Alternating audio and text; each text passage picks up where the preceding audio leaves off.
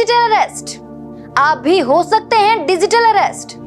आप भी अपने खून पसीने की कमाई गवा सकते हैं। घर पर होंगे कैद और साफ हो जाएगा आपका बैंक अकाउंट।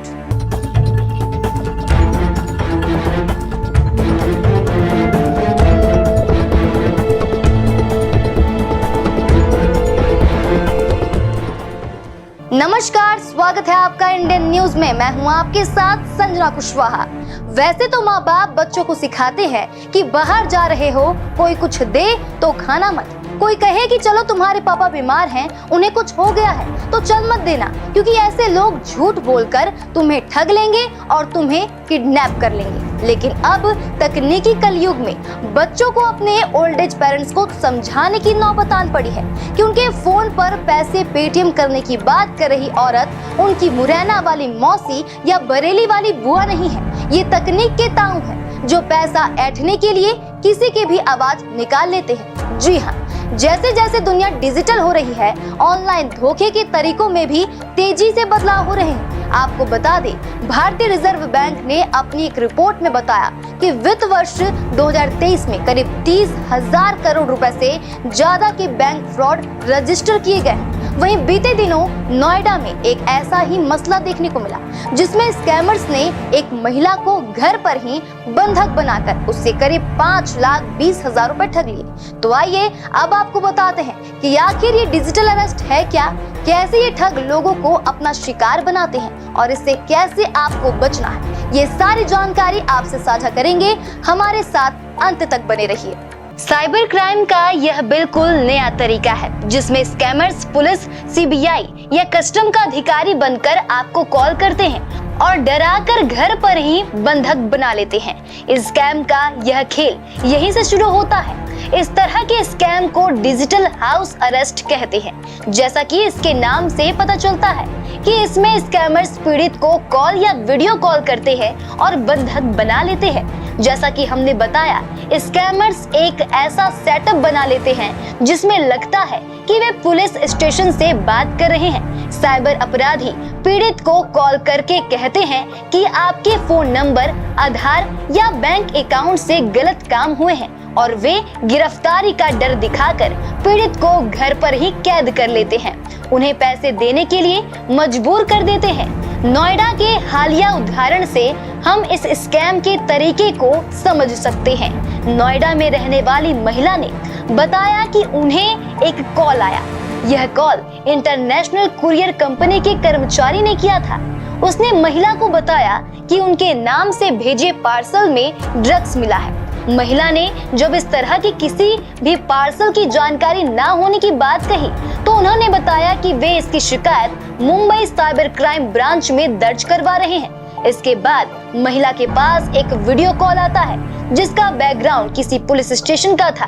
पुलिस अफसर बनकर बात कर रहे व्यक्ति वीडियो कॉल पर महिला को रात भर सोने नहीं दिया और महिला को डरा धमकाकर करीब 5,20,000 रुपए अलग अलग खातों में जमा करवा लिए और जिसके बाद वो ठग का शिकार हो गई। तो चलिए आपको सबसे पहले बताते हैं कि आखिर ये डिजिटल अरेस्ट है क्या, कैसे लोग इस डिजिटल अरेस्ट के शिकार हो जाते हैं। डिजिटल अरेस्ट में किसी शख्स को ऑनलाइन माध्यम से डराया जाता है कि वह सरकारी एजेंसी के माध्यम से अरेस्ट हो गया है और उसे जुर्माना देना होगा। डिजिटल अरेस्ट एक ऐसा शब्द है जो कानून में नहीं है, लेकिन अपराधियों के इस तरह के बढ़ते अपराध की वजह से इसका उद्भव हुआ है। पिछले 3 महीने में दिल्ली एनसीआर में 600 मामले ऐसे आए हैं जिनमें 400 करोड़ रुपए की धोखाधड़ी हुई है। इसके अलावा कई सारे अनरिपोर्टेड मामले हैं। कई ऐसे मामले भी आते हैं जिसमें ठगी करने की कोशिश करने वाले सफल नहीं हो पाते हैं। डिजिटल अरेस्ट के संगठित गिरोह का अभी तक खुलासा नहीं हुआ है, जिसकी वजह से डिजिटल अरेस्ट के मामले बढ़ते जा रहे हैं। तो अब जानते हैं कि इस डिजिटल अरेस्ट से कैसे खुद को बचाया जा सके और दूसरों को कैसे जागरूक करें। चलिए जानते हैं। इसमें कई तरह के अपराध होते हैं। गलत तरीके से सिम कार्ड लिया जाता है, गलत तरीके से बैंक खाता खोला जाता है, जिन लोगों को ठगी का शिकार बनाया जाता है उनके पैन कार्ड, आधार कार्ड समेत कई अन्य डेटा को गैरकानूनी तरीके से इकट्ठा किया जाता है, उनके खाते से पैसे ट्रांसफर कराए जाते हैं। लोगों को इस बात का ध्यान रखना चाहिए कि कोई भी सरकारी एजेंसी ऑनलाइन तरीके से पूछताछ नहीं करती है। सरकारी एजेंसी सिर्फ फिजिकल तरीके से पूछताछ करती है। अगर किसी के साथ इस तरीके की घटना होती है तो वह 2 तरीके से इसका रिपोर्ट करवा सकता है, साइबर फ्रॉड के हेल्पलाइन नंबर या फिर ईमेल के जरिए शिकायत दर्ज कराई जा सकती है। इसके अलावा आप स्थानीय पुलिस को भी शिकायत दे सकते हैं। अगर आप पुलिस को 1 घंटे के भीतर सूचना देते हैं तो ट्रांसफर किए गए पैसे को वापस पाने की संभावना रहती है, लेकिन अगर आप समय रहते पुलिस को इसकी सूचना नहीं देते हैं तो आपको आपके पैसे वापस मिलने की उम्मीद कम हो जाती है। तो आप समय रहते पुलिस स्टेशन में जाकर अपनी शिकायत दर्ज करवाइए। तो चलिए अब आपको बताते हैं कि कौन कौन से तरीके से ये ठग लोगों को अपना शिकार बनाते हैं और लोग इन ठगों की बातों में आकर अपने खून पसीने की कमाई इन ठगों की बातों में आकर इन्हें पैसे ट्रांसफर कर देते हैं। बच्चों के नाम पर करते हैं ठगी। क्रिमिनल्स पुलिस बनकर फोन करते हैं और कहते हैं कि आपका बेटा या बेटी किसी केस में फंस गए हैं, उसे बचाने के लिए आपको पैसे देने होंगे, वरना हम केस रजिस्टर करके आगे की कार्रवाई करेंगे। आपको बता दें, ऐसा नहीं है कि किसी को कॉल जाता है और वो तुरंत फंस जाता है। क्रिमिनल्स अगर 99 लोगों को फोन करते हैं तो इनमें से कोई एक ही फंसता है, लेकिन वो एक कौन होगा ये किसी को नहीं पता। इसलिए इस समस्या का यही हल है कि सतर्क रहें और जागरूक रहें। कोरियर के नाम पर करते हैं ठगी। कोई फोन करके आपसे कहता है कि आपका पार्सल पकड़ा गया है, ईरान, ताइवान या कहीं भी जा रहा था, जिसके अंदर कुछ इलीगल आइटम्स, ड्रग्स या हथियार मिले हैं। फोन ट्रांसफर भी हो जाता है। पहले कुरियर कंपनी बात करती है, फिर पुलिस सीन में आ जाती है, फिर आपको स्काइप डाउनलोड करके वीडियो कॉल पर आने को कहा जाता है। उसके बाद फंसाना शुरू करते हैं और वहीं बैठा कर रखते हैं। स्कैमर जानते हैं कि अगर सामने वाला उठ कर गया और उसकी किसी से बात हो गई तो कुछ भी गड़बड़ हो जाएगा, और इसे ही डिजिटल अरेस्ट कहते हैं। क्रिमिनल्स धमकी भी देते हैं कि अगर ये जानकारी किसी और को दी तो आपको अरेस्ट कर लेंगे, और घबराकर विक्टिम इस तरह के इंस्ट्रक्शंस मानना शुरू कर देता है। आपका फोन बंद हो जाएगा। ये कॉल टेलीकॉम रेगुलेटरी अथॉरिटी से है। आपके नंबर से कुछ आपराधिक गतिविधियां हो रही थी, आपका नंबर बंद हो जाएगा। अगर नहीं कराना है तो 2 दबाएं। ऐसा कॉल अगर आपके पास भी आए तो सावधान हो जाइए। लोगों के पास ऐसे बहुत फोन आते हैं। जब विक्टिम कहता है कि मुझे नंबर नहीं बंद करवाना है तो वो कॉल कहीं और कनेक्ट करेंगे। फिर कोई आपसे कहेगा कि आपका नंबर क्रिमिनल एक्टिविटीज में पाया गया है, हमारे पास आपका केस है। इसके बाद वो आपकी बात अपने सीनियर से करवाएंगे। आपको सब सच लगने लगता है। आपको लगता है कि कोई सीनियर बात कर रहा है तो आप और कन्विंस होते चले जाते हैं। विक्टिम को डराया जाता है कि आपके नंबर से कई अकाउंट अटैच हैं जिनसे इलीगल ट्रांजैक्शन हुए हैं। कई बार क्रिमिनल्स के पास विक्टिम के आधार और पैन कार्ड नंबर भी होते हैं। इसके बाद पैसे देकर केस सॉल्व करने की बात शुरू हो जाती है। Investment scam. साइबर और इन्वेस्टिगेशन एक्सपर्ट बताते हैं कि उनके पास 50 लाख के फ्रॉड का एक केस आया, जिसमें कई गुना रिटर्न देने का बात किया गया था। पैसे लेने के चक्कर में किसी ने अपने 50 लाख भी गवा दिए। साइबर लॉ एक्सपर्ट बताते हैं कि क्रिप्टो करेंसी और स्टॉक मार्केट में इन्वेस्टमेंट कराने के नाम पर स्कैम हो रहा है। अनंत अंबानी की शादी के समय भी एक ऐसा ही स्कैम हुआ, जिसमें एक फेक आर्टिकल सोशल मीडिया पर वायरल हुआ, जिसमें बताया गया कि अनंत अंबानी ने एक ऐप के जरिए इन्वेस्टमेंट करने और रातों रात अमीर बनने का फॉर्मूला बताया। इसके बाद लोगों ने बिना सोचे समझे उस ऐप पर जाकर करोड़ों रुपए के इन्वेस्टमेंट कर दिए। बाद में समझ में आया कि वो स्कैम के शिकार हो गए हैं। ठगों की social engineering. Cyber law expert कहते हैं कि इंसान 2 वजहों से ही पैसे गंवाता है। पहला डर और दूसरा लालच। साइबर सिक्योरिटी और इन्वेस्टिगेशन एक्सपर्ट कहते हैं लॉकडाउन के बाद से क्रिमिनल्स ने डर वाला हथियार बहुत ज्यादा इस्तेमाल करना शुरू कर दिया है। लालच वाला हमेशा से होता था, नाइजीरियन लॉटरी वाला मेल वगैरह वगैरह। इसमें इन्वेस्टमेंट स्कैम नया है। जब बच्चा हॉस्टल में या बाहर रहकर पढ़ता है तो घर वालों को डर रहता है। ऐसे में इस तरह की कॉल से डर ट्रिगर करता है कि ये सोशल इंजीनियरिंग है, जहां आप सामने वाले के ब्रेन से खेलते हैं। कई बार तो माँ बाप की रोते बच्चों से बात तक करवा दी जाती है। उस समय घर वाले नहीं समझ पाते हैं कि सामने वाला बच्चा उनका नहीं है। 50,000 से लेकर 4 लाख तक की ही मांग की जाती है।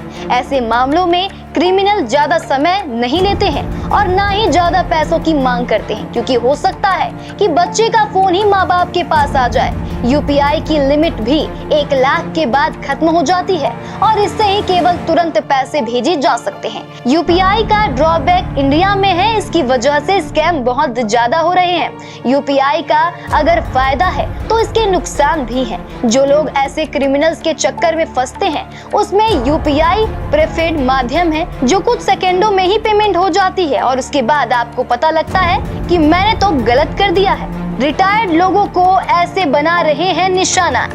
क्रिमिनल्स रिटायर्ड लोगों का डाटाबेस उठाते हैं और उन्हें फोन करना शुरू कर देते हैं। जब किसी रिटायर्ड सिटीजन के पास फोन जाता है तो उसे डर लग जाता है, क्योंकि एक सरकारी कर्मचारी होने के नाते पूरी जिंदगी इज्जत ही कमाता है। जब उस पर इस तरह के आरोप लगने लगते हैं तो वो कुछ समझ नहीं पाते हैं। अपनी रेपुटेशन बचाने के चक्कर में लोग फंसते जाते हैं। वीडियो कॉल में पुलिस का एक पूरा सेटअप बनाया होता है। फिल्म में सीन क्रिएट किया जाता है। क्रिमिनल से एक दूसरे से बातचीत में कहने लगते हैं कि इनके खिलाफ बहुत सारे केस हैं, इसमें तो ईडी की भी कार्रवाई बनती है। ये सुनकर विक्टिम और डर जाते हैं। कई केस में क्रिमिनल्स कोर्ट रूम का भी सीन क्रिएट करने लगे हैं। कोर्ट और पुलिस के डर का इस्तेमाल करके ही लोगों को बेवकूफ बनाया जा रहा है। इससे जुडिशरी और पुलिस की छवि को भी खराब किया जा रहा है। पढ़े लिखे लोग हो रहे हैं शिकार।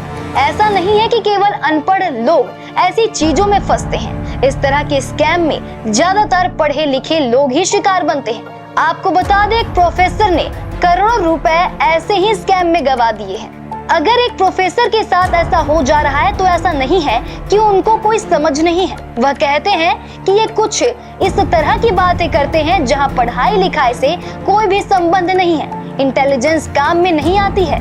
जब भी आप न्यूज़पेपर और रेडियो में इस तरह की घटना के बारे में पढ़े सुने तो दिमाग में रखें कि आपके साथ भी ऐसा हो सकता है। ऐसी बातें सुनकर ज्यादातर लोग इग्नोर कर देते हैं कि हमारे साथ ऐसा नहीं होता है। अगर आप भी चाहते हैं कि आप इस डिजिटल अरेस्ट के शिकार में ना आए तो आपको हमेशा कुछ बातों को ध्यान में रखना होगा। आइए जानते हैं किन बातों को हमेशा हमें ख्याल रखना है। आधार कार्ड की जगह दूसरा आईडी दें।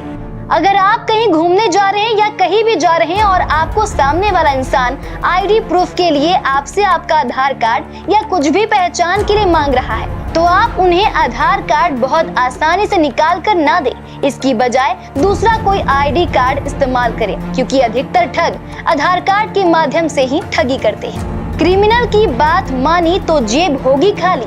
अगर आप क्रिमिनल्स की बातें मानते चले आए तो आपकी जेब खाली होना तय है।